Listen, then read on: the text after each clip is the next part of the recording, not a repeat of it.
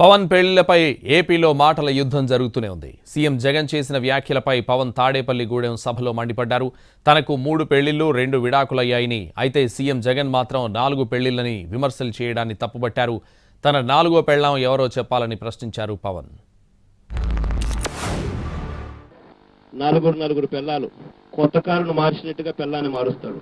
4 ఏళ్లకు ఒకసారి 5 ఏళ్లకు ఒకసారి పెళ్ళాన్ని మారుస్తాడు. నిజంగా ఇలాంటి వ్యక్తి ఏ నువ్వో ఇంకొకరో లేకపోతే నేను ఇట్లాంటి పని చేసిందంటే ఏమనిందరో, నేను మిమ్మల్ని కానీ నన్ను కానీ ఇంకొకరిని కానీ నెత్తిపెండి కొడుకు అని చెప్పి బొక్కలో చేసిందరా లేదా? ఇలాంటి వాళ్ళు ఎన్నికలకు 6 నెలల ముందు బయటకు వచ్చి మాట్లాడడం, వాళ్ళని సీరియస్ గా మనం తీసుకొని వాళ్ళ గురించి కూడా మనం విశ్లేషించుకునే పరిస్థితికి మనం రావడం అంటే నిజంగా రాజకీయాలు ఇటువంటి పరిస్థితి చూసినప్పుడు నిజంగా బాధ అనిపిస్తుంది. పవన్ కళ్యాణ్ అంటే 3 పెళ్లిళ్ళు 2 విడాకులు, అతని దృష్టిలో 4 పెళ్లిళ్ళు అంటాడు.